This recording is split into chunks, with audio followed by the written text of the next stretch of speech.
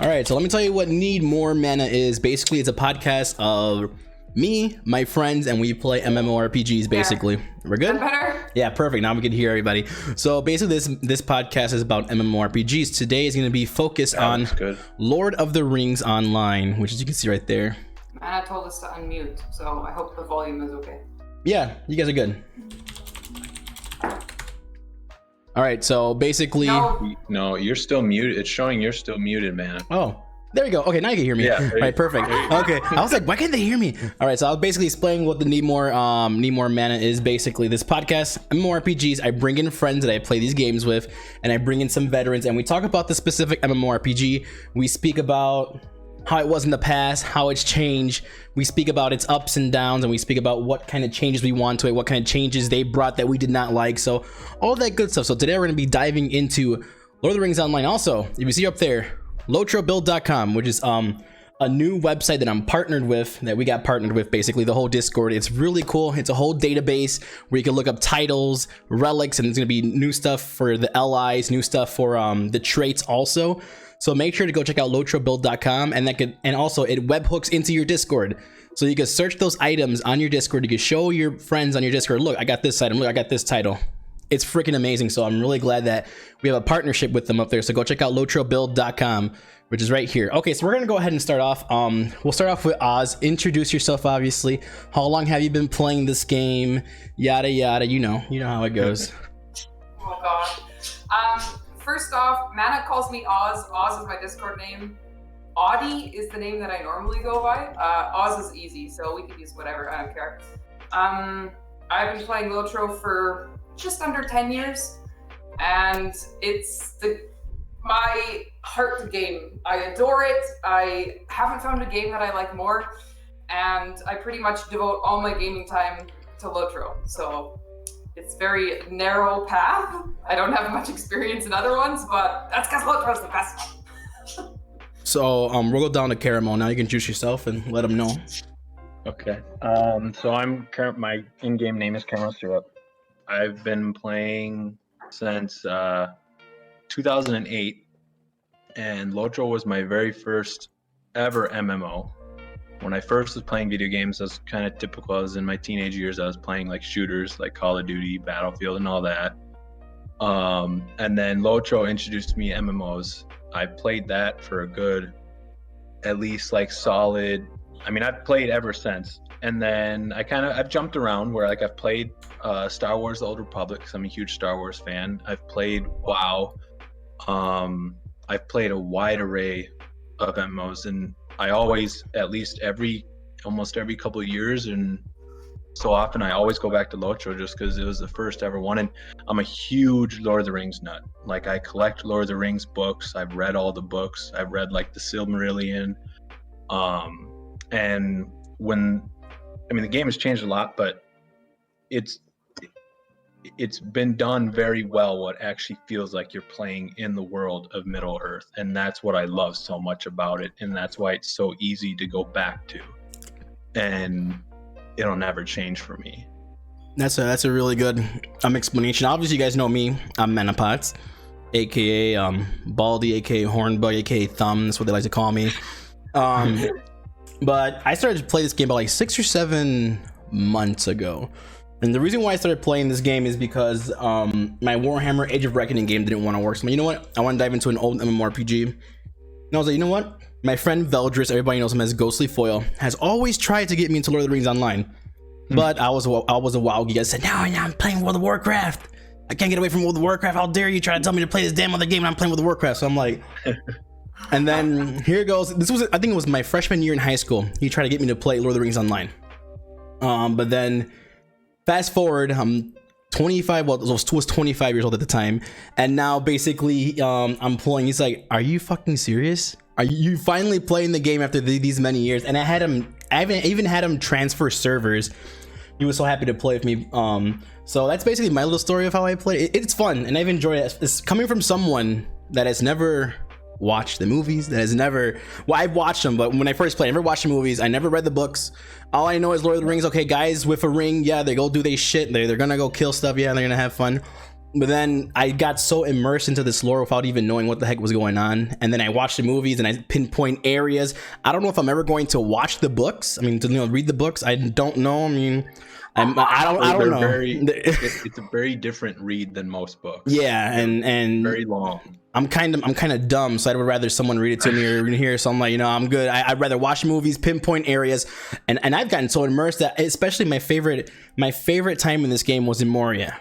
Because I loved Moria. Moria was great, and I love to see what happened to my homies, the dwarves. I put myself as like I'm a dwarf. If I was in an RPG world, I'd be a dwarf. So whenever there's dwarfs in the game, I'm a dwarf. I love dwarfs, but especially captains can't be dwarfs. So I had to be a human. But my favorite expansion right now is Moria, and I haven't went through all the expansions yet, so I don't know which one's gonna be my favorite one. But so far, Moria is like right up here all the way. And that's where it's going to come my question to you guys. What is your favorite expansion? What expansion really made you more immersed into the game, made you love the game even more? We'll start with Oz. Oh, that's a good question. For someone who loves the game so much, I have a hard time pinpointing my favorite of anything. I have to say a big one that sticks out for me is actually Mordor, because of the sheer scope of it. The size was incredible, and everything, all the little details that I'm not going to give away too many spoilers. The kind of brimstone. Let me cover my ears. Hey? Oh no, it's okay. I'm joking. Go ahead. Anyways, just how atmospheric it was, and again the scope. It was huge. The quest storyline and how it was organized, I really liked, and it was the first expansion that I played 5 characters back to back to back, all through in a row without stopping, and was not tired of it. It didn't get too repetitive. And up until that point, the landscape challenge was none. There wasn't even a challenge. It was like Care Bear's landscape. And then we hit Mordor, and it was a little bit of a wake-up call because they made the difficulty more, and I really liked that. I liked walking in and being like, oh shit, if I take on more than one mob, I'm fucked. And a lot of people didn't like that. I really did. So I think Mordor, but I like them all. So that's not One thing I would like to say, especially in landscape combat, is why I'm so driven to play WoW Classic, is because the landscape kicks your ass. If you're not like watching what you pull, you're going to get your ass kicked. And that's what I like about most games. Yeah, I love the dungeons and raids to be hard, but I also don't want the landscape to be like, oh, I'm gonna kill you one hit, blah, blah, blah, I'm done. Yeah, exactly. So that's I could feel you on that. As why you loved it, because the landscape was really mega hard, and you had to actually think about what you're going to do before executing your next move. Well, yeah, it felt like Mordor. Like we know from the books, we know from the movies, going into Mordor is the most dangerous place in the existence of Middle Earth. And I went in there and I was like, yep, I feel that. So, yeah. All right, Kerma, we'll move to you. What's your favorite expansion and why? I would probably have to go same as you, Mines of Moria. Just because from the books, reading the books, and like also like the Silmarillion and like the history of Middle Earth and the movies, I felt like they did a really good job of imaging the scope and size of Moria and the beauty of Moria. Like, so that's what just made me fall in love with it. And then too, when I first played Moria was back when it first came out, and when landscape was still difficult. Moria was a very, what's the word? Dark. It was not a forgiving place if you made mistakes. And that's why like I've played WoW Classic too. And I enjoy games where there's a challenge in the landscape, where you're not just, you can just pull like 5 mobs and you just AoE them down and you don't even go down to half health. Like that's not really fun. So like by far Mines of Moria, I really enjoyed the story of Moria because it felt like you were really immersed into it. And yeah, like I would say Mines of Moria, and then if any other, like I liked, even though it wasn't an expansion, I liked the original Shadow of Angmar story. Like I really enjoyed just the very first base game, and then fighting in Angmar and the instances in Angmar, and then also when they released, I don't know how you pronounce it, but Forshell, the snow area. I'm not even gonna attempt to pronounce that. Yeah. Yeah, I would say mine's Moria by far. Yeah. No, that's really good explanation there also. So I want to know, so okay, so just imagine this. Okay, think back years and years when you first played Lotro. What was going through your mind? What did you expect when you first were going to jump into the massive online world, Lord of the Rings Online? And we'll start with Oz. Well, similar to you, Syrup, Lotro was my first ever MMO, first ever computer game at all, actually. I came into it having never, oh, that's not true. I played Assassin's Creed 2 like 4 years before that, or I don't know, well, no, not quite. I don't know, however many years before when it came out. And that was it. So I had almost no gaming experience. I'd never played a computer game. I didn't know anything about MMOs. I didn't know the lingo. I didn't know how to do anything. Like literally, I couldn't figure out how to chat in nothing. Like I was the most noob. What is the run forward button? Like I was so hard. So going into it, I was very excited. I love new things. So for me, that's my thing. I like doing all the things, collecting all the items, seeing all the areas, you know, getting all the mounts, doing all the quests, and kind of checking things off a list. That's super satisfying for me. Yeah. And so my first little bit was kind of more, I guess, starry-eyed than anything, because I knew the lore, I'd read the books, I'd seen the movies, but it was more kind of getting used to gaming itself. And then very rapidly, I just got lost in the world. Like I would just walk around the landscape and look at like the rainbow in the Shire and listen to the music, and I was like, oh, I never want to leave.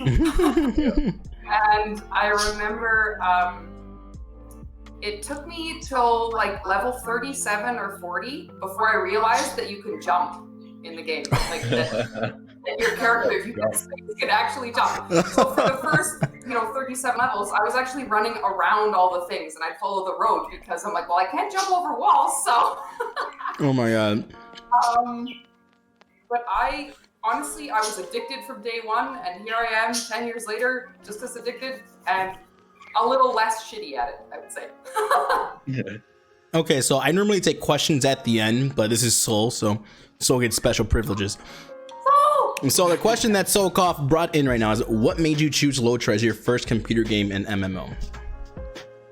A big draw was that it had recently gone free to play, so I was able to have that trial period without having to buy the base game. I know a lot of games are like, buy it for $60, play forever. That's great, but not knowing anything about gaming, I was like, well, what if I don't like it? So I wanted a free one, and I wanted something pretty. Everyone I know plays WoW, and I looked at it and I was like, kind of cartoony. And honestly, I just Googled really good MMOs for free, and it popped up, and I was like, oh, this looks really pretty, and I understand it. I like Lord of the Rings, so that one. And that was it. That's good. That's nice. All right, Caramel, so moving over to you. How was it when you first got into Lotro? What were you expecting? How hyped were you? And basically, how awesome why'd you choose Lotro? I don't know if it was your first MMO, but why'd you choose that game to play? So it's kind of funny. It was my first MMO. Oh, okay. I think I was 14. I think I was in middle school still. And I remember I was at Best Buy with my mom, I think. And I remember, that was at a time where I would just go, that was the time when you go to Best Buy and you just look at the video games on stands and you just see what looks kind of like fun. And then I saw Lord of the Rings Online. I was like, oh my God. And I need to have this game because I'm a huge Lord of the Rings nut. So I got my mom to buy it for me, or I think I used my allowance money to buy it, without knowing though that it required a subscription plan. So even when I got back home, I had to convince my mom to use her credit card to pay for a subscription plan. And I was lucky enough though, I grew up with an amazing mom. She did it. And so when I finally did get into the game, there were so many moments in the first year of playing where the game was just giving me that happy butterfly goosebumps. Just because they had every race. They had hobbits, humans, dwarfs, and I was like, oh my god. And then I remember when I was going through the character creation, I was watching every class video, and I thought every class video was so awesome. Like, you'd watch to see what the hunter is, what the captain is, and all that. And then after all, captain was my first character. I thought the captain was awesome. And then the fact that the coolest thing ever was getting the Oathbreaker, and like having the Oathbreaker like summon pet. And then when I first got in, like Oz, like a lot of, like, I would go through with the story, and I was going through with it, and like every time I was in an area where like I knew where certain like kind of monuments or like landmarks were, like especially Weathertop, even without the like the story quest bringing you up there, I just went up there myself, and I took, like, I would just go up there and look out at the landscape for fun. And like, and especially for back in that time, like when I first started playing in 2008, the graphics of Lotro were like no other. They I mean, at that time it was a huge debate which one had better, WoW or Lotro. And to me, Lotro had better graphics back then, like by far. Landscape, the sky, the water, the way water looks. Also too, just the fact that they have the specific soundtracks for areas. Like when I first ever was going down that hill into Rivendell, like I was given goosebumps, and like I stood at the top of the hill and just looked out and just listened to the music, and just enjoyed the moment. So I guess like I didn't have any crazy high expectations for it, because it was my first MMO, but I think because it was my first MMO and it was a really well developed game at that point, like I fell in love with it. Like, yeah. That's good. No, that's good. Also, I just want to say one thing. When Lotro first came out, they had this kind of theme music that I heard when I went to, I think it was the Enter server. Do they play the original theme? Yes. Oh my god, why didn't they keep that damn theme? I was dancing to that damn theme. I love it so much. I mean, that music was so good. And when I first logged into the Enter server, because Gladden was going down, and I'm like, whoa, what is this? And I asked you guys, like, this is like the original Lotro theme, like login music. I'm just like, oh my god, I love it. And it's so good. And the good thing about this game, well, why I like playing with Adi, obviously, is when me and Adi used to play together, just me and her, because that's how we started off with the Lotro deep dive. It's just me and her playing throughout. I forgot what level we introduced Veldris to our group, but she would always stop at these landmarks. Hey, do you know what this is? Did you watch the movies? Do you know what this thing is right here? I'm like, yes, I know. It's freaking insane that I'm seeing all this within game. That's why, I just want to give a shout out to her, Adi, because she's showing me all these cool things. When there's a good tour guide, if you need a tour guide for Middle Earth, go hit up Adi. Just pay her some gold. I don't know how much she charges. I get it for free. But so now we're gonna get into some things here and why. So okay, first of all, I want to go into classes, and then we're gonna go into what you guys. What changes did you guys not like about the game? What changes did they make to the game and you're just like, oh no, it's not good? So basically, I want to know what's your go-to class? What's your favorite class? Oh my god. You can only choose one, so good luck. Syrup, you have to go first.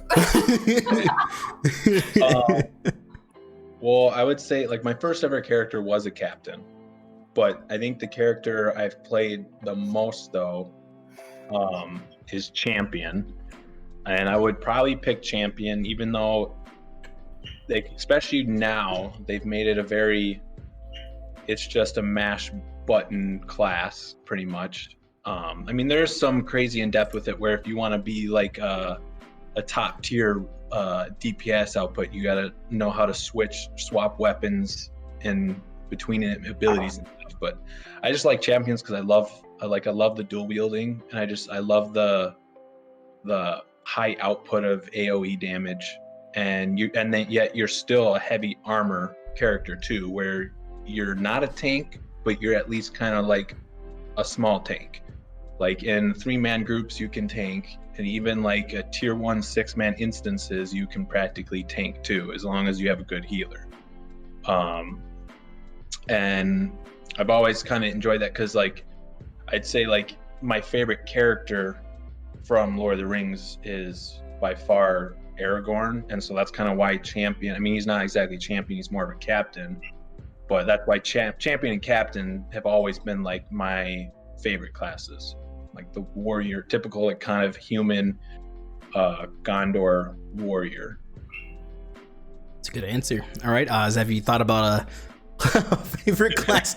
Only one. That's all I know. Do you want me to go so that way you could think about some more, or you got an answer? Because I'm never gonna be able to pick. All right, so there goes Adi's answer, which is a good answer. It's still a good answer, because I mean, yeah, that's how great Lotro is. Is like, Yeah. that's. I mean, I love playing a support class. In a group, support class is where I'm strongest, and I really love that the most. I find actually, if you have watched the stream at all, I rolled a champ for this stream, and I'm pretty much exact opposite to Caramel. I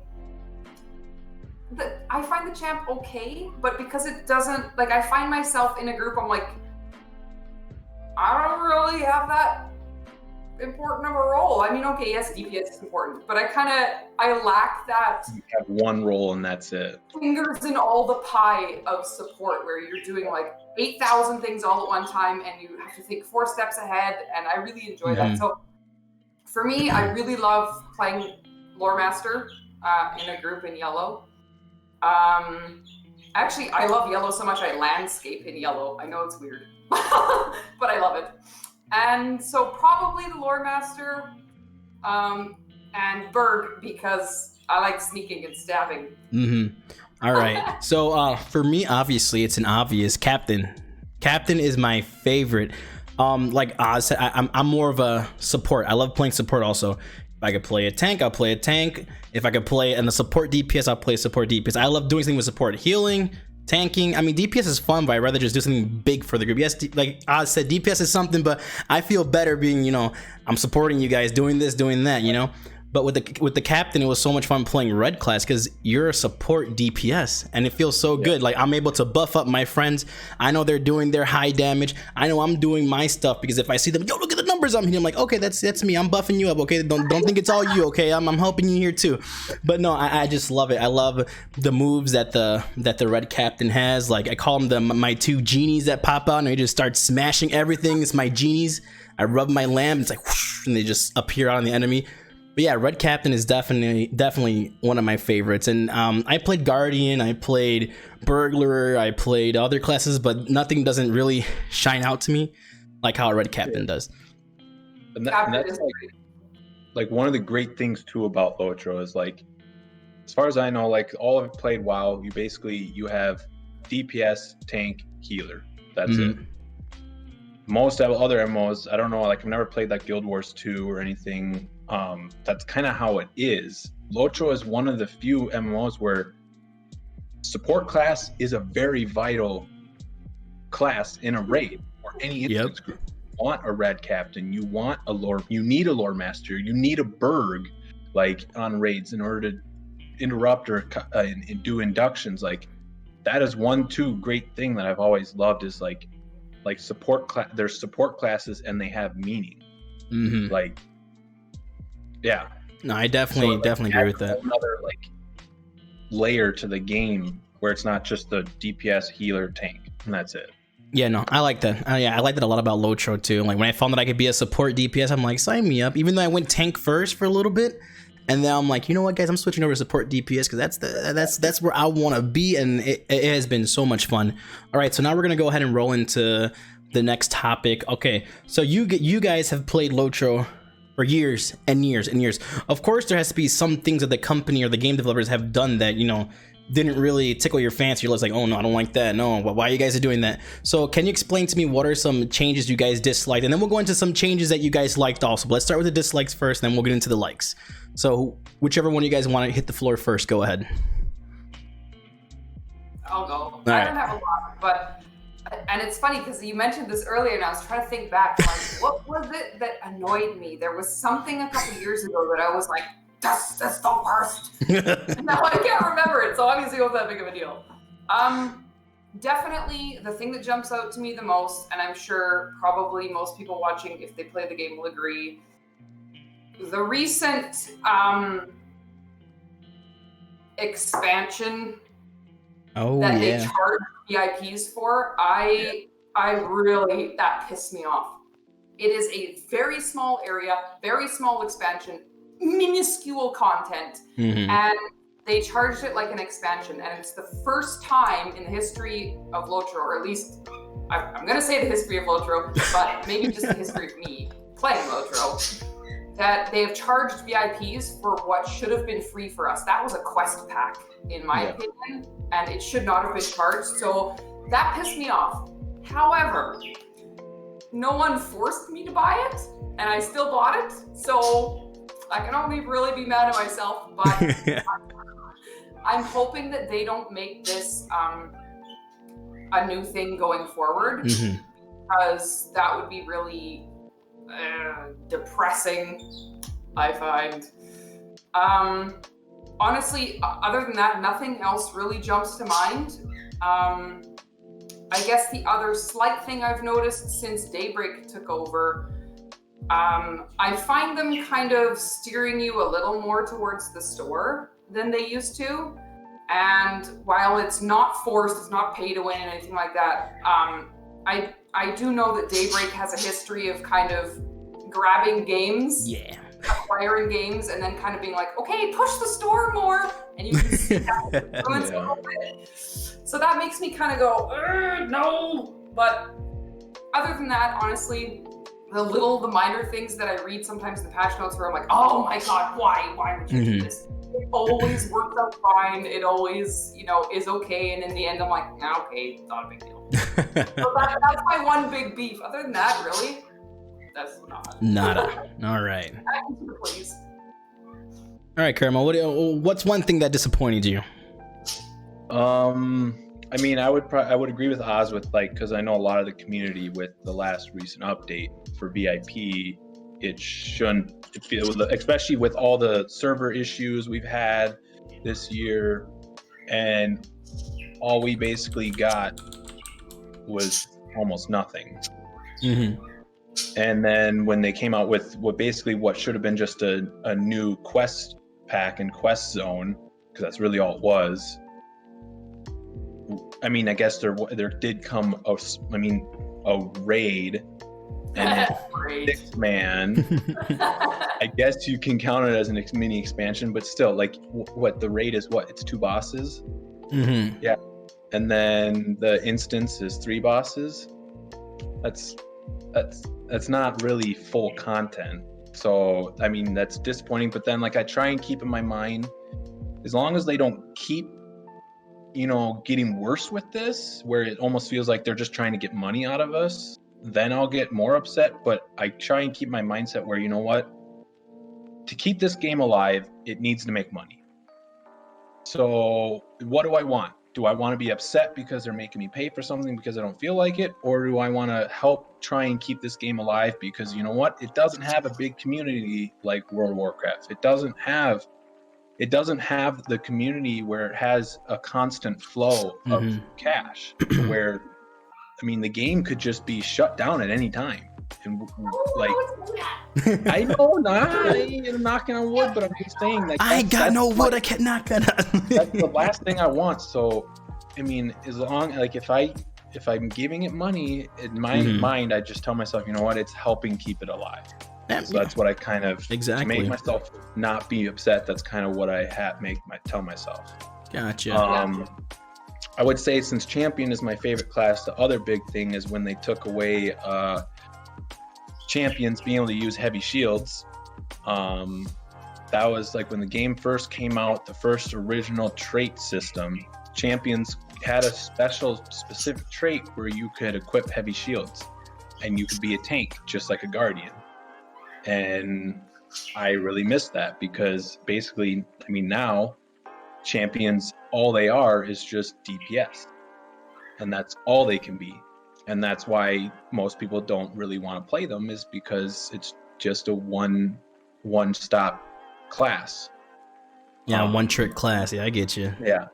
So that was kind of disappointing. I'd say the one other big thing with me was kind of because it was kind of like what I didn't enjoy about World of Warcraft 2 is when they introduced legendary weapons. I do enjoy them.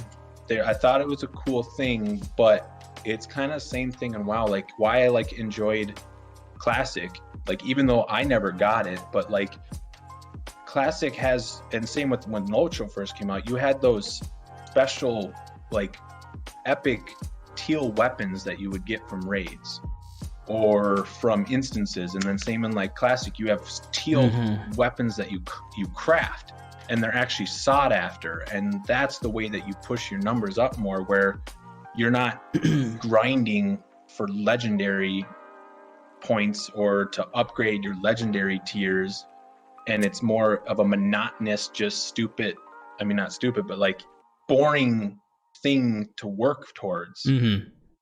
And that's kind of like the same thing. I'm like, wow, like when you're hunting for Azerite, your Heart of Azerite, like that was one thing. Like I tried Battle for Azeroth a little bit. I'm like, okay, I'm done.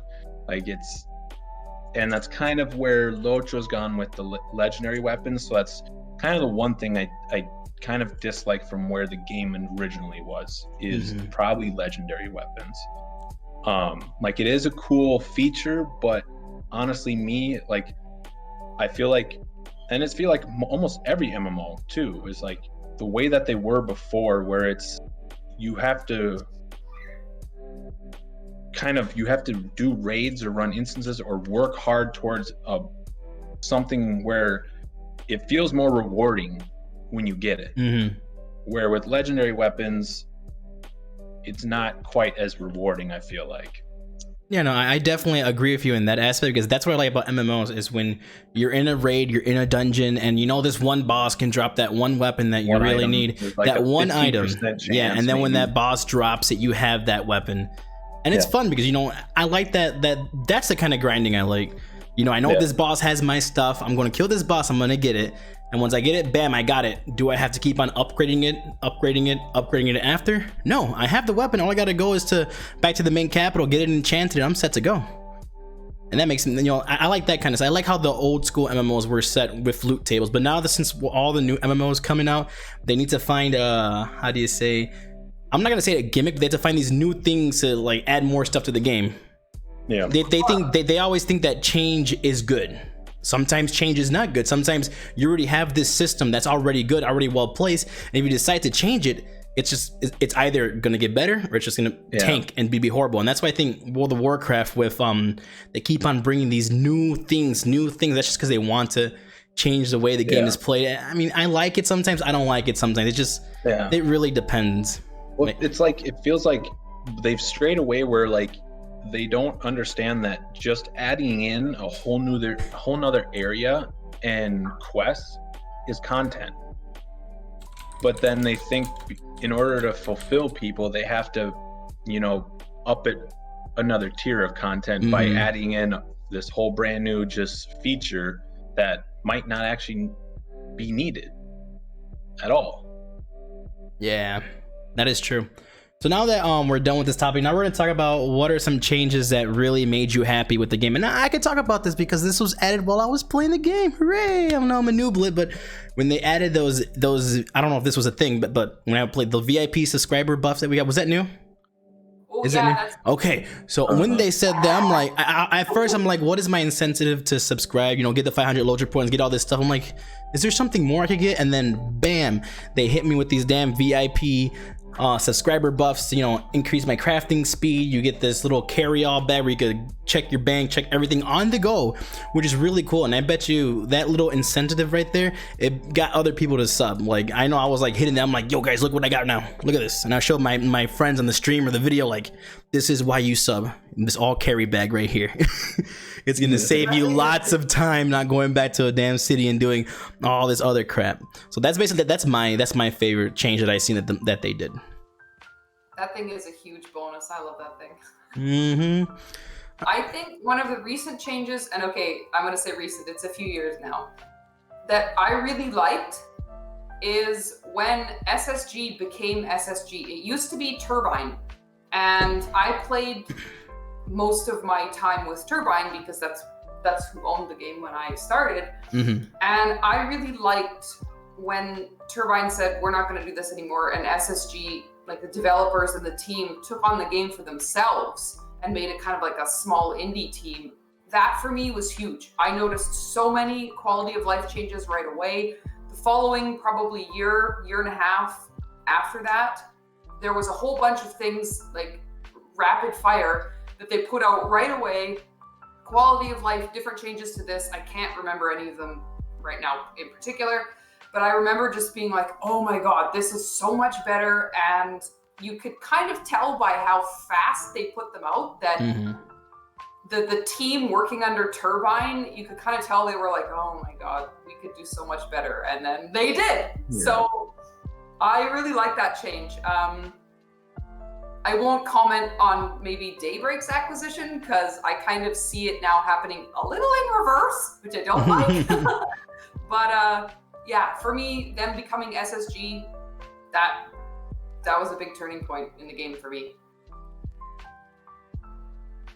All right, Caramel, what is one change that you really like that these game developers did for Lord of the Rings Online?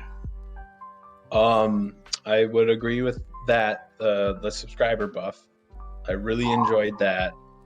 Like, especially just for crafting, like, because once you get up to those higher levels in crafting, and you have to craft like over 400 things in order to max it, cap it out. That without that takes about a good. You literally can like click on make all, and you go make dinner, eat dinner, and come back, and it's not done. Yeah, definitely. So that was huge, just for the crafting speed, and then too to be able to just sell stuff where you're at, and and open up like auction house and the storage anywhere. Like that was huge. I would say the other thing for me, because it's been so long and I can't remember, but I think when the game originally came out, I don't think there was any option for cosmetic outfits. I don't remember, but when they added that in, that was awesome. Like, and then they added in more, and then as they added in more like barters that you could go to get cosmetics and cosmetic outfits. That's one of my probably two other favorite things of Lotro is the cosmetic feature and how many different cosmetics there are in the whole game, and how you can interchange and play with them just to make your own unique outfit. And like, and two, like to see other people's outfits, you're like, whoa, like, oh my God, like what is? Yeah, I like that feature what too. Is that? Yeah, something like you haven't seen or you haven't. Yeah, it's like, where do you like? Where I wonder where you got that from and all that. That's I think when that got inputted, that was one of my favorite things. Okay, all right. Also, we have I'm gonna shout out Alku right here real quick. He said, "How about Hornbug?" Yes, Hornbug was a good change to the game, Alku. Yes, it was. Yeah, if you guys are wondering what the heck Hornbug is, okay, so I recorded a video, and it was for, I think it was for being a VIP, you would get the Hornbug armor, and I was like, oh my God, I gotta do this video real quick. So I'm like, all right guys, and you get the Hornbug armor, and I didn't know at first because my text was so small on my screen. I'm like, oh, Hornbug. I'm like, why does it say Hornbug? It's like a damn horse on the dude's head. Why is it a Hornbug? And then my friends told me, dude, take down that video. You said Hornbug throughout the whole video. I'm just like, oh snap. So now everybody associates me with a meme, the Hornbug. Basically. And Solkov said one good thing is a reforge on the fly for that subscriber thing. And I say the cosmetics on the fly too, which is really freaking dope too. I love that a lot. And housing. When I'm decorating my house, I no longer have to run to my vault to get housing items. It's like, oh, this is amazing. Yeah. All right, guys, so we're gonna go ahead and talk about this topic here, which I saw some of the live stream. I don't know if you saw the developer live stream with I know Cord was there. I don't know what the other guy's name is. I'm sorry. Do you know what was his name? Yes, that guy, the cool guy that does all the stuff. So you guys watching that, I was really interested in some things here. But the thing that caught me off guard was like they want to update how the kins are, and that actually made me happy. So what are some things you would want to see updated for the kins? What are some features you want to see, included for the kins? Oh, that's a tough question. Honestly, I I don't have any really great ideas of my own. I've seen some fantastic ones on the forums that made me go, oh my God, why didn't I think of that? Like, that's great. But of course, now I can't recall them because I can't. I would like to see probably one big thing that really I would love to see is kind of a copy of what BDO does, and I don't know if other games do this, where when you join a kin or a guild or whatever you call it in that game, at a certain number of members, you get passive buffs for every members. So, for example, it would be like, I don't know, 1% craft XP at 50 members, and then at 100 members, everyone gets like a passive standard horse speed boost of 2% or something, like little increments like that go up as you gain members that all the members get collectively. I like that. Really like to see that. I think that would be cool. Because I do think in Lotro, kins are great, but I find there isn't a whole lot that really ties a kin together outside of just member interaction. Exactly. What is the benefit of staying in a kin versus none? You know, like I have, of course, working with Midgard. I've got my character in there. My other 13 toons are in kins by themselves, their own kin. A kin house, and who doesn't want 10 houses? But I see no benefit to staying in a kin, so I don't. And the other thing I would like to see, this is more of a personal preference, I would like to see more ability to tweak like housing chest permissions. Because now it's like kin members or no one. Like there isn't a dividing thing there. Like, okay, yes, I can pick individual people, but there's a limit on how many people you can pick. Exactly. And I would love to see something like that, or maybe additional ranks within a kin. Maybe there's like an event organizer rank, or I don't know, something like that. I think that kind of community thing would be a vision. Definitely. I got a couple of things I like that. Okay, so you guys know in my Discord community, we play Lord of the Rings Online, and we play Star Wars: The Old Republic, 2 big games that we play there. And in Star Wars: The Old Republic, I think they do guilds perfect. Okay, so in Star Wars: The Old Republic, I know we have kinship the long lifespan, the longer we have the kin, we get a house and stuff like that. In Star Wars: The Old Republic, they have these thing called Conquest Points. The more you do stuff, you do dungeons, you do raids with your guild, you get these points, and these points are used to level up your guild. So you level up your guild. The more you level it up, the more stuff you open up on your flagship. So every guild has their flagship. You can open it up, you can decorate it, have events in there and everything. And every room that you open up on that flagship, you can put a buff on there. Bam, crafting buff. Bam, get more conquest points over here. Bam, more XP right here. Bam, do a % more damage or a % more healing in operations, in raids. So if you want to really do raiding in Star Wars: The Old Republic, you have to have a good community in the guild and have those buffs on there. Another thing I would like them to add is, like you said, let us make our own roles within the kin. Let us make our own roles. You see, yes, they have the guild master. Let us have an event organizer, like Adi said. But you can make these roles. You can set what you want them to do. Like, oh, this row can access the chest. This row can't do that, but this row can do this. And just let us access all these stuff. Another thing, I mean, I don't know if they would add it, but I just love that level up system, because it gives us like, yo, let's level up the guild. At this level we get this, at that level we get this. So if they ever do anything like that and we get any like cool perks, tools, or anything like that for leveling up the guild, that would be dope if they add that. So those are like the 3 main things I would want to see in basically a kin update. What about you, Syrup? Syrup is like, I gotta totally agree with that, because I know when Star Wars: The Old Republic first came out, it wasn't like that.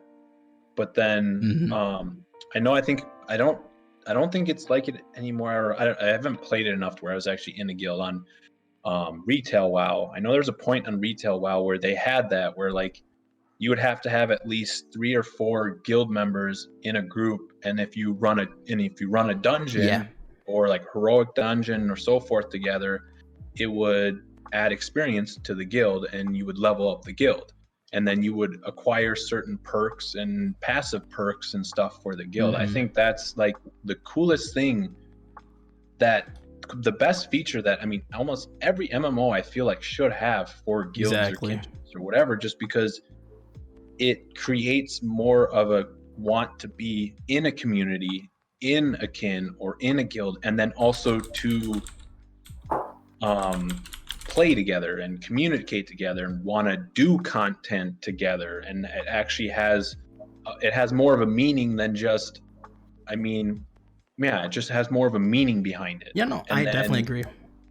And then, because sometimes people, like, I know a lot of people on Lotro, like, they don't want to do content. They're happy with just being solo and playing the game the way it is, and which I understand. And that's the great thing about Lotro, is it's a very solo friendly MMO where, like, you can vastly enjoy it just by yourself. But what I feel like sometimes people like that is they do miss out a lot on doing content with people, because that's a lot of times what makes MMO so much fun, though, too, is doing content with other people and enjoying the game with, like, friends and other people around the world. Like, that's why, like, I mean, I've loved Lotro so much. And then too, like, I got into WoW Classic, is like, you have to type in chat or be in a guild to find people to do dungeons or do raids, and then also to even, like, work together to get what is it, like, you actually have to do prerequisites to even unlock a raid.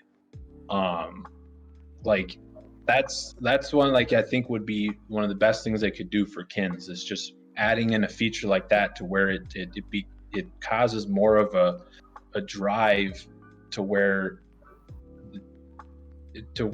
what is it, like, promotes wanting to be a part of the community. Exactly. No, I agree with that.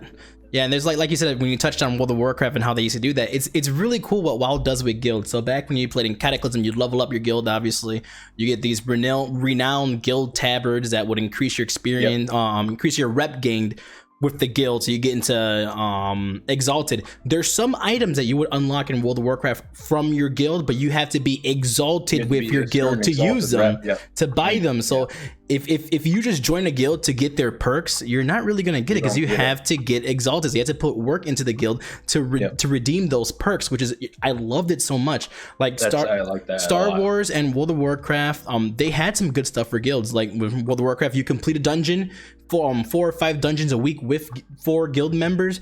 You get gold every single time. Once you complete that weekly cap, you get more gold in your guild bank. So guess what you could use that gold for? To buy flask, to buy materials for raiding when you guys go raiding. And when you guys do a raid together as a whole guild and you complete it, guess what? That's another weekly challenge. You get more gold into your guild bank for what again? For more materials, more giveaway for your guild mates, all that stuff. So if Lotro could add something like that for the kin, I think it'll get more people to want to, to join a kin. First of all, like you said, people play solo. This gives people an incentive to, like, join a kin, get these stuff done, join with groups of people to get these, these dungeons done, these raids done, just so they could get those perks and help out their guild and have more, giveaways for their members. That's really all I have to speak on that part. But if they do add that, I'll be a happy camper. I do like what I think Byblod said in the Twitch chat, to have ways to recognize people who are, like, make it almost kind of like a competition on who contributes the most. Oh yeah. Like, where, because then it even another thing where, like, you're having a fun competition, and then it rewards the people who are contributing the most to the guild or the kinship. I like that a lot. Yeah, Star Wars The Old Republic does that. It shows how much conquest that one person gained throughout the week. So it shows a list of characters, shows how much conquest they've gained. And sometimes big guilds on that game, what they do is, okay, you're gonna have a contest. Whoever gets the top 5 for conquest, bam, you guys get credits in game. So it really gives people like, oh my god, if I do this for the guild, not only am I helping myself, but I'm helping the guild out, and I get a little prize at the end. So everybody wins basically. Yeah, leaderboard. Yeah, well, that's really great. So I don't know, like I said, we talked about kins from the stream. Is there anything else you want to talk about that stream or cover on this podcast? Because I really was only in that part for when he was talking about the dwarf champion animations, that they won't change that quickly, because costs a lot of money. So you people having your dwarf champions like Miss Oz right over there, I'm sorry, you're gonna be attacking like that. Like, oh my god, I can't even move my hand. No, I haven't seen their animations, so I don't know what's even wonky with them. But people are saying the animations are wonky. Please fix this. And I have no idea how they look like. But Oz, how are the animations? Are they good, or are they really bad like people are saying? Well, I've never played a not dwarf champ. I've only ever been a dwarf champ. But I think what they're talking about, and this is a guess, I might be wrong, is some of the classes, some of the races, that have different classes can be a little bit slower with their animations. And I don't know if it's the same as, for example, human Berg and a hobbit Berg. Yeah. A man Berg, in the end, all said and done, will do more damage because the animations are faster or something like that than a hobbit Berg. Yeah. Even though the class is the same, the weapons is blah, blah, blah, blah, it works out that man does more damage because of the animation. They're faster, they cut faster or something. I don't know if that's what they were talking about with Dwarf Champ, maybe. I'm not worried about it because I don't plan on raiding with my champ. I don't plan on gearing him all out. I mean, I'll get him to cap level, but do I plan on getting him, ready for tier 3 raiding and above? No. Hell no. I like my Stout Axe. My Stout Axe kicks ass, kisses ass. Right. You have anything to say about that, Kermo, before we bring up to the viewers that can ask us any questions that they want us to talk about? I would probably agree with Oz. I'm not too entirely sure, but that's one thing I've noticed where I've played the different races. One will, what is it? It feels like one is faster than the other. Yeah, their animations come out quicker. Basically, the animations are different. Because that's one thing I noticed, especially with man champion, is when you use devastating strike or wild attacks, your kind of big wind up abilities. It does seem like when you watch other dwarfs doing it, their animation is slower. It takes longer. They're fat, man. Yeah. It should be slower, but we should hit harder though. All right, so basically we're going to go into questions. So Soul wants us to talk about a little bit about the server issues earlier this year, they were talking about it on the stream. All I'm going to say about these servers issues is it happens sometimes. The game was gaining loads of popularity because of the free codes they were giving out and all that stuff like that. And sometimes DDoSers, they said that DDoSers were attacking them. Sometimes DDoSers want to go find the game that's getting all that popularity and shut it down, because that's how they are. They want to ruin other people's playtime. They want to be trolls. So me and Adi promoting the heck out of that damn freaking code probably got to one of those damn DDoS, and no, we're not gonna let Adi and Manapots have fun, and then bam, they DDoS the Lotro server. So you guys can blame us for that. I'm sorry, no, I'm joking. But what do you guys think about these server issues? Did you hear about how they want to fix them? Are they still getting DDoS right now? I don't know. That's why I'm asking you guys. I know Oz watched the stream. I know she could probably give some info on what they said about that. Yeah, there was actually a number of things. It wasn't just DDoS. And there were malicious activities as well as DDoS, so there were other ones. And I'm not technically advanced, so I may not understand everything what he said, but what was happening is they were doing infrastructure changes and some hardware changes from home, or in the middle of, COVID and all that crap, and got DDoS on top of that. Oh, wow. And then some other malicious activity on top of that. And so what they said was, they made a bunch of infrastructure changes that have also had lasting halo effects that cause lag and chat issues and disconnection. Oh, wow. That makes performance garbage, and then DDoS on top of that. And so what happened was, while they were in the middle of their infrastructure changes, they had to pull away the whole tech team to redo all of their, I don't know what you call it. Their mumbo jumbo stuff. The defenses, I guess, so that these attacks would stop basically fucking everything up. So then the infrastructure changes got way delayed, and they're still dealing with them right now. There are still ongoing issues. For example, when I log in sometimes, it will still say, disconnected from chat server. And I'm like, what the Oh, fuck? it's like, yo. So they're still doing their infrastructure stuff. They did some hardware changes with a couple servers. I don't know what you call them, master something server something. I don't know. Yeah, but they're basically trying to fix it. They're trying their best. They're still in the middle of it. They're still trying to fix it, so it's not fixed. It still flares up. And as well, I did hear a couple of rumors about malicious activity that I don't know would be classified as DDoS, but that is exploited through a specific plugin. Oh, wow. That you can spam the server with very rapidly, faster than like the server can handle, I guess. I guess that's what a DDoS is, but from inside the game, and can cause havoc with that. So that was slightly hinted at in the chat when he mentioned like the API and the Lua stuff. He was like, yeah, there's some that can be exploited. And I was like, what does that mean? So I went and pulled on a few strings in the community, and I was like, oh. Yeah. So there's players that play the game that are interfering with the game on purpose. So I don't know. What can we do about those guys? But and just to mention, these guys aren't in their offices. They're doing all of this from home. They're doing all this from home. So if I know some of you guys were really going at it with them, just remember they're at home. They're trying to get this done. They have it really hard, guys. You know, and I do appreciate all the work they're trying to do for the servers. All, you know, they were busting their asses trying to get this to work. And they also didn't have to give us that thank you gift code neither. They didn't have to do that, but they did. So that was nice on them also. Other than that, let's see some other questions we have on here. We have By Blood saying a level squish like WoW, so new people don't feel discouraged with 100+ level grind. So basically what he means, in World of Warcraft, we had the level 120. We're going all the way up to level 120, and the next expansion we didn't know what was going to happen. So what they did is they squished the levels all the way down to 50. So if you were level 120, you are now level 50, and in the next expansion now you're leveling to 60. So it's like you're re-leveling in a way, but now the numbers aren't insanely huge, and it's all, you know, it's all nice. And you know, sometimes I don't know, I don't like seeing a lot of huge numbers. That's just me. I like keeping it, you know, nice, clean, small. I don't want to see 2 billion damage on my screen. Like, what the hell is all this 2 billion damage popping on my screen? It's taking up on my screen. I can't even see when I had to dodge the damn boss's shit. Like, what the hell? Yeah.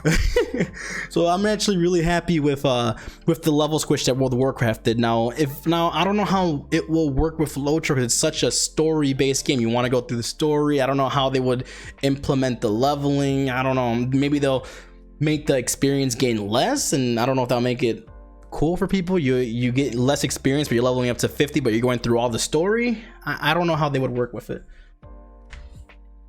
What do you guys think about that? I answered the last one. Okay, all right, Caramel, this is on you, man. Like, that's one thing, that's why like I enjoyed WoW Classic a lot, is because it went back to the original level squish, and then I like too that like a big thing that has given me a possibility of trying out Shadowlands is because of the level squish. I don't know how very likely it is, just because of how small the team is now with Lotro. It's probably not likely. And it, like you said, it's like I can only imagine how much like rework of the whole infrastructure and coding that would take to do I don't even know neither. Like, I mean, of course Blizzard can do it because they're a multi-billion-dollar company, and now they're under Activision now, so they have money. They have plenty of money to do it. But if they did it, I think it would be enjoyable, because like you, I'm not a big fan of like big numbers. Like, I mean, yeah, it's cool, like you see captains having 600k health and like, wow, that's crazy, or up to 800k health. But like, I remember back in the day when max level was 50, and like the max health anybody would have would be like 3,000 to 5,000 health if you're like a high champion, and then a captain, like a really high captain, maybe 10,000 health, and that'd be really cool to see a captain with 10,000 health. But and then like your damage, like I'm not a big fan of like huge numbers. Yeah, exactly. They just keep getting bigger and bigger and bigger. Yeah, about that, it's funny. I think if, as a new player, it can be overwhelming, but I think if you get into a game as like a level 1 and you're like, oh my god, I have 130 levels to go, I think probably you're looking at the game the wrong way, because the goal isn't to get to the end as fast as you can. Yeah. It's a story game, right? It's a long journey, and what level you are, the number shouldn't matter. I don't think, like, I would not like a level compression. However, the stat increase at specific levels I find terrible. So for example, you hit level 120 and all of a sudden the stat increase is absurd. It's like tenfold. It obliterated all the stats we have before, and I don't understand why they need to jump the stats up so high between 120 and 130 when they could just keep the same slope, but they went like this. And they don't have, so you're right, I don't like seeing captains with 950k morale. Like, that's obscene. When 5 levels before you were at 600k, you know, like so I would prefer if they squish, like, the stat climb needs to come down, because I don't think that slope needs to be so stupid. But the level number, I mean, it's a journey. Here's what your level number is, right? And that's a big part to Lotro, and I think that would be more realistic if they just did a stat squish. Because Lotro, it's a story-driven game. That's what it is. Where, like, WoW is like it's more of environment and world-driven game. And so, I mean, so is Lotro, but majority, I mean, your levels, like, you can basically follow the epic story quest line, and that will literally take you all the way up to level 130. And like Oz says, like, if you're going to get into Lotro and your mindset is, holy crap, I have to go up 130 levels, that's ridiculous. Well, you're looking at it the wrong way. It's kind of like if you're playing like Skyrim, you're playing the game to play it through the story. And if you have 130 levels of story, that's a lot of content. Like, it's good content. If a game has that much content and it is enjoyable content, and you're only paying, and it's a free to play, you don't have to buy it. I mean, you have to buy the expansions, but, like, I mean, they go on sale and stuff, but, like, the way I like to figure out, like, if a game is worth its value is, like, you take, like, the cost of money, how much it costs, and then you divide it, or, like, you divide it in some way, the amount of hours that you put into it. Like, basically, how much money are you paying per an hour that you're putting into that game, and what does it equal out to? Yeah, exactly. Very great game in that aspect. Like, if you're putting in at least 30 hours every month and it's only $15, you're only paying, what is that, 50 cents or something, or less than that? Like, or I don't know, but it's like, you're not paying that much. Like, exactly. And that's why, like, the last time I've paid for a full price game, I don't remember. Because that's the thing nowadays, most games coming out, and, like, I'm not going to pay $60 for a game that I might only put in 60 hours and then you're bored of it. Exactly. Like, so you're basically just paid $1 for every hour that you played it, and that's not, to me, that's not a great value. Yeah, like, I pay by the year. It's I'm in Canada, so my equation is a little different. She got but bacon. I pay, it comes to, like, I don't know, 110 or 120 bucks a year. That's one dinner going out with someone. That is true. At a medium-priced restaurant, like, not even medium price, like, lower than that. Man, I'm paying like $10 for a dinner. What are you talking about? I'm joking. Yeah, it's like $100 US. Whatever. No, I agree with all that you said. I went into Lotro looking to enjoy a game and play a game, not to just get all the way to endgame. And I always say in my videos, I'm not trying to get to endgame real quickly, guys. So don't expect me to be at endgame by the end of the year so I can show you guys, oh my god, this is how you do this raid. This is how you do that. I know you guys want those videos so badly. You guys want to see me in those raids, but you guys are gonna have to wait your butts for just this long. So I'm gonna enjoy that game. If you guys have any more questions to close out the podcast, let me know. Go ahead and write them down. If not, then we're going to close the podcast as we're already over an hour. It doesn't even feel like we went over an hour on this podcast. No. Oh yeah, Mr. LD had a question for me. How am I enjoying the grinding and questing? It's amazing. I always say in my videos, I love it. I have so much fun. There's just so much lore. You feel so immersed. It's great. Especially, it just makes it better when you're playing with friends. Because I mean, I can understand playing solo. I hate playing solo. That's just me. I'd rather have someone here with me, playing, killing shit, talking, making memories. That's what MMOs are for me. If I want to play a solo single player game, I'll go on my damn console, play Assassin's Creed or play Fable. But this is an MMO. I want to play with people. That's what it's massively multiplayer online game. And that's why, you know, I think that's the main reason why I'm really enjoying Lotro is just the community and the people that I'm playing with. It just makes everything more lively, makes everything, you know, much more great for me. We got some more questions here. Okay, so Wolf saying, do you think Lotro will die? I don't like to think about that because I supported this game with some cash, you know. But I mean, every game doesn't live forever. I'm just gonna say that. There's gonna be a time when, you know, Lotro has to pack its bag and go, and hope maybe by that time the other Lotro MMO will be out and we could just go shift over to that one depending how that game is. But yeah, every MMO doesn't last forever. If you guys have any comments to say, let me know. I'm just going through questions. If you guys want to say something, go ahead. Okay. No game lasts forever. Is exactly. it gonna die next year? No. Is it gonna die tomorrow? No. People have been saying this is the last Lotro game. Yeah, they've been saying that forever, that it's gonna be closing. We're only what, 14 in April? Which is great. Game 14 years old. Yeah. So yeah. Oh, the Assassin's Creed comment was a shot at you and Oz. Yes, it was, Sean, because you guys are always talking Assassin's Creed everywhere. Okay, so I got I'm gonna answer the That Souls question pretty soon after this one. So LD asking, what do you think about the fetch quests and repetitive type of quests? I've been playing MMOs since I was 9 years old, before the Warcraft coming out in 2004. I've done so many fetch quests, so many killing quests that I'm just so used to it that if my quest right here says gotta kill 12 orcs, I'm gonna go over there and kill 12 orcs and just keep on going through my quests and keep on going and doing my journey. I'm just so used to these type of quests, you know. It's just so simple. That's like when I played Guild Wars 2, I was like, whoa, this is a different type of quest. Guild Wars 2 has these weird hearts that you go to around the map and you complete the map. It's like a different way of doing questing, which is refreshing.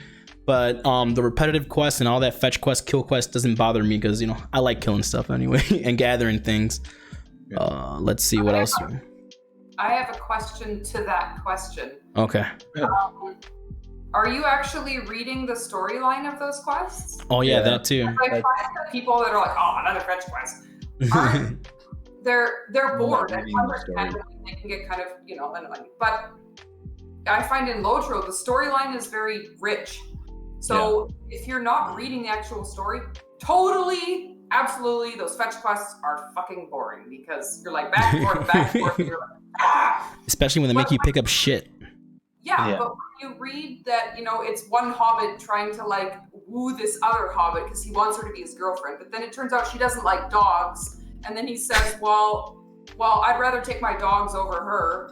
Now suddenly those fetch quests where you're getting like buckets of water and stuff are so cool because you're like, oh, he picked his dogs over her. That's exactly. amazing. Yep. Like Oz said, read your quest text and you will enjoy these quests and stuff. Okay, so I'm gonna answer Alku's question. Why did I pick Gladden? To be honest, I didn't know what Gladden was. I didn't know what all these servers was. I just chose Gladden in hopes that this server is gonna be for me, hopefully. So I made my little bald character baby and I went to the world, and then I joined the Facebook groups and I found out that yes, it is a server for me. So I mean, choosing Gladden was all just a stroke of luck, I guess, because it says we're gonna put you in this server. It said Gladden, so I'm like, yo, might as well, new players, pick Gladden, and that's basically how everything, you know, finished out there.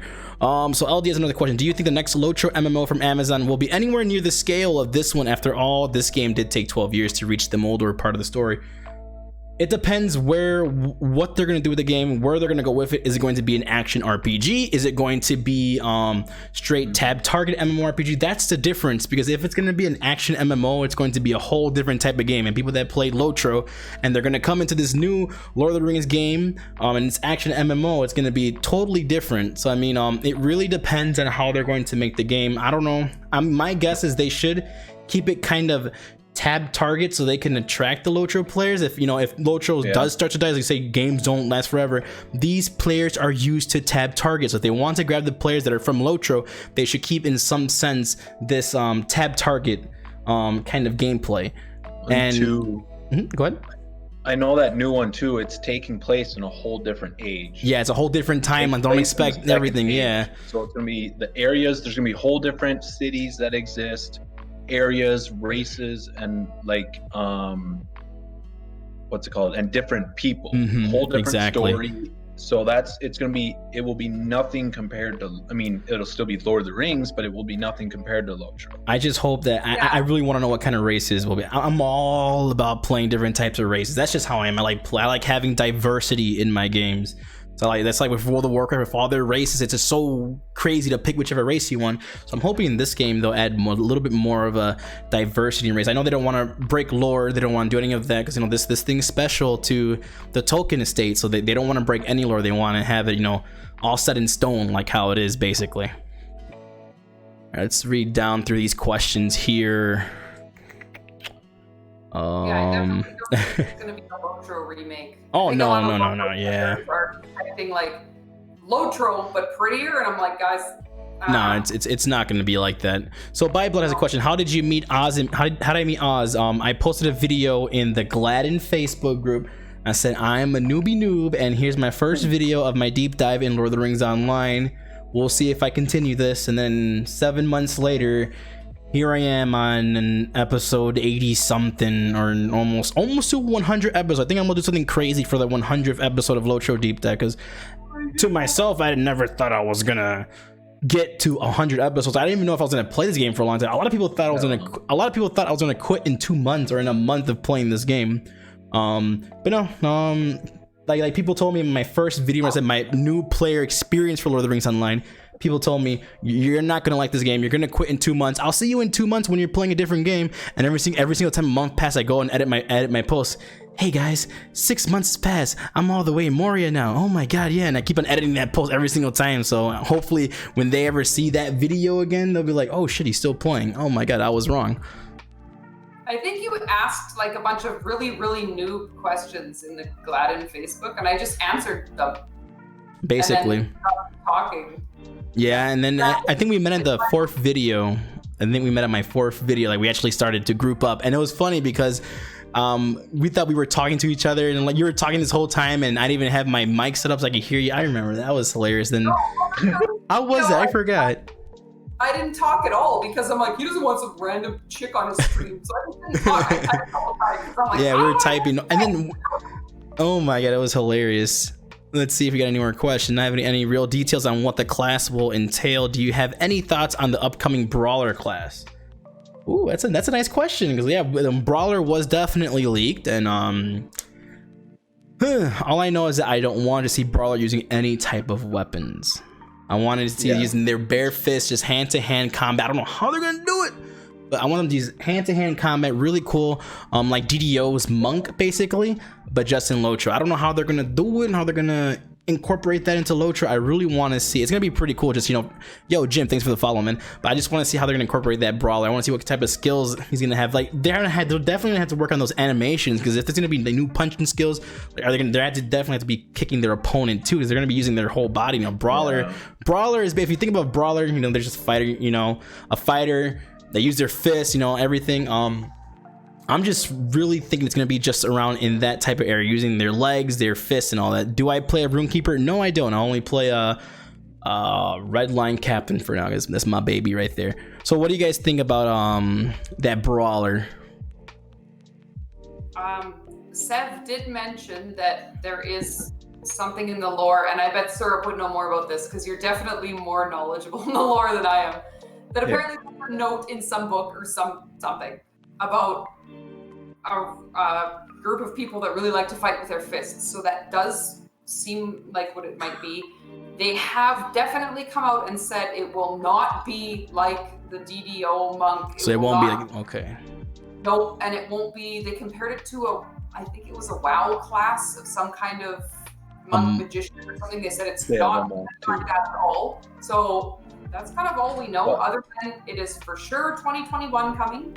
and either with Gundabad, which is in the fall, or shortly before. So, okay. Syrup probably getting more into the lore stuff. So if it's compared to a kind of WoW monk, it's either going to be a Mistweaver monk, which Mistweaver monks, they use magic. So if I'm thinking about how, if he said that, it's gonna be like that. It's gonna be pretty badass. It won't have. Not going to be like that. Oh, not going to. Oh, I thought you said it's gonna be like that. I was about to say, whoa. Then how are they gonna do it then? I hope they don't use weapons. I hope they don't use weapons. No weapons. Like magic in Lord of the Rings isn't anything like magic in WoW. It's very different. There's only specific races and people who can use magic, and as well as their level of ability of magic and type of magic, and to where they need to be very, very careful on where, if they were to make this brawler kind of like a Mistweaver or something, wow, that's kind of straying away what the actual lore of magic is in the world of Middle-earth. The only thing that I worry with a class like that, though, is because of that too, it's very limited to where how creative they can get to make it to be a class where it's not going to get boring. That too, yeah. Like, it'll be cool at first, like, oh my god, I'm using my fists and like I feel like I'm a badass, but I mean, after a while it's like, okay, like there's only so much that they can make unique about a class like that. As long as it has yelling, unless they somehow make him where he can be DPS and a tank. Ooh. Where like he's a tank with dodge, like dodge and evasion or stuff like that. That'd be dope. I like that. That would be cool. I like that. As long as he's yelling and when he hits someone and you can feel that connect with the hit, like that, they had to make that sound perfect. And if he's yelling a lot, then that's gonna be my class right there. Yelling and hitting people with your fist. All that comes up in my head when I hear Brawler is the old like, I don't know, 80s or 90s Mortal Kombat when it's like, finisher! That's all I hear. That's basically what it's gonna be. Nah, I'm joking. You guys have any more questions at all? Let's see. I see no more questions at all. So we're going to basically, what I think about crafting, I think crafting is cool and really useful in this game. It's one of the games that you want to craft to get your shits. So make sure you new people that are playing this game, craft, get your shits, and dominate Middle-earth. You know, that's all you gotta do. Do I play a Runekeeper? No, I do not play Runekeeper at all. I don't even I do have the class unlocked, but I'm waiting to get my damn dwarf, what is it, the Stout X dwarves, right? They're called Stout X. Yeah, I'm waiting to get those so I can, play Mana Stone. I love my arcade. When you asked me earlier about classes, I had a hard time picking between Lore Master and Arcade. I like my arcade a lot. Do I have any tips for crafting? All I have tips, if you're starting off new for crafting and you're doing your quest, make sure you stop at every freaking node you see. So you're doing a quest, you're going out killing stuff, and you see a node, go to that node, mine that shit, cut the branches or whatever you gotta do. Just make sure you do that so you can have your materials ready. Always have your tracker up. That too, yeah, that's a good tip. Always have your damn tracker. And it always turns off. If you die, it turns off. So or if you like log back on whatever, like you gotta click it and turn it back on. Exactly. Add to your guild rep. That too. What she said. All right, guys. Well, this has basically been the Need More Mana, the first Need More Mana podcast ever, with Oz and Caramel Syrup. I hope you guys really enjoyed it. How are the war steed mechanics in Rohan? Watch my deep dive videos the first time for Rohan. You'll see how it is. Then you'll see how it is in the middle of Rohan. My feelings and my mind changes right in the middle of it. Yeah, basically. So this podcast was sponsored by Gould Games. You can see there. They make my shirts. They make the Warriors of Midgard shirts and all that dope stuff. And also sponsored by, partnered by LotroBuild.com. Make sure you guys go check out LotroBuild.com. Go check out their huge database on their titles, their relics, and they're soon adding trait things. They're adding more character panels, so you can actually look them up on the website. Or if you want to be fancy, add the webhook to your Discord and you can search everything within your Discord. And let's say one of your kin members like, where do they get this item? Like, what is it called? What does it do? Just put ! item, search, type in the item you want to search, and bam, it'll pop up a picture of the item, the effects it does, the stats on your Discord server. So you can just show them the item there instead of having to go back and forth. It's pretty cool and nifty, and I'm glad I'm partnered with these guys also. So definitely go check them out. Thank you guys so much for watching. You guys are amazing. I love every single one of you guys. I don't know when we'll be back for another Need More Mana podcast. Probably next month. Maybe a new one in January. If anything comes out for Lotro, we'll come back and talk about Lotro. You know how it is. And yeah, also I'm going to be streaming at 11, I think 2 or 3 hours from now. I'm going to be streaming Star Wars: The Republic. I'm doing operations. We'll be doing, so I'm making up for a stream that I missed. Yeah, if you guys want to say goodbye to the community real quick. Bye everyone. Thanks for coming. I've enjoyed it very much. I'm glad you guys enjoyed. All right, guys, we'll see you next time on the Need More Mana podcast. Take care and shalom.